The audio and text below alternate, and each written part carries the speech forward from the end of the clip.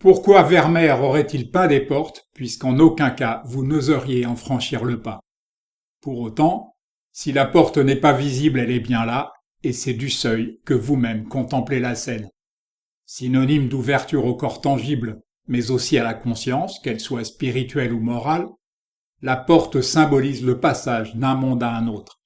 Elle peut donc être associée au danger autant qu'à la sécurité, selon que vous choisissiez d'aller vers l'inconnu ou d'entrer dans un refuge.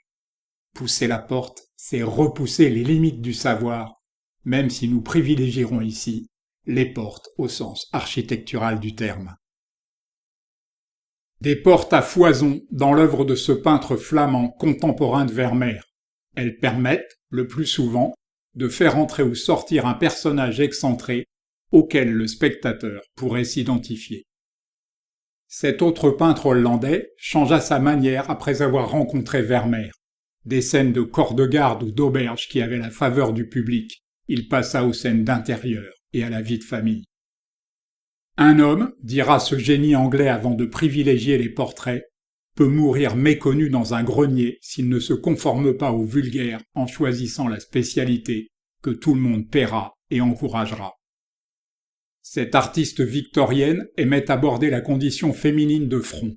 Ici, une veuve a osé pousser la porte d'une galerie pour se vendre en tant qu'artiste, tout en étant jaugée par deux macros. Il y a du David Teniers dans ce tableau oublié de Corot, un thème cher au maître néerlandais, une même insouciance apparente, une même fluidité de la touche et surtout une même liberté.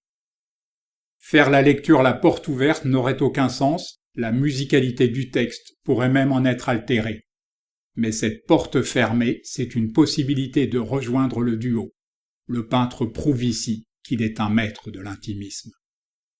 Les grandes machines pseudo-antiques de Gérôme ont fait sa gloire de son vivant, mais il pesa de tout son poids pour empêcher l'émergence des nouvelles tendances qu'il appelait la honte de l'art français. En plein XIXe siècle, ce peintre anversois osa s'inspirer des maîtres de l'âge d'or hollandais, avec un certain succès il est vrai. Mais le silence et le mystère de Vermeer ne sont pas à la portée de tout le monde. Difficile dans cette toile de distinguer la porte des murs, c'est ce qui en fait la force. Si je n'avais qu'un seul conseil à donner aux jeunes artistes, ce serait d'ouvrir la porte en grand à l'imaginaire du spectateur.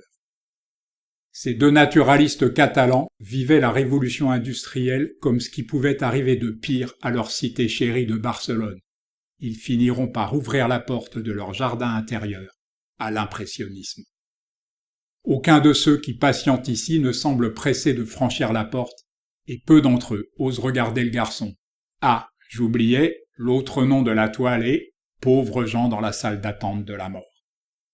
De sa touche pointilliste, ce peintre nous en dit plus qu'il n'y paraît. Son jardin et sa maison furent le meilleur de son inspiration, et il est aisé de distinguer ici la porte de la cuisine ouverte de celle de l'entrée, fermée. Les thèmes de ce virtuose peuvent étonner, mais il faut savoir que ces huiles étaient pour beaucoup destinées à illustrer Shakespeare. Plus encore que ses peintures achevées, je vous recommande ses esquisses. Ce peintre angoumoisin est peu connu dans son propre pays. Il est pourtant un réel poète du cubisme, une sorte d'équivalent français de Juan Gris, avec ses couleurs élégantes et lumineuses. La mort hante les tableaux de Caspar David Friedrich. Cet homme a découvert la tragédie du paysage, dira de lui le sculpteur David d'Angers.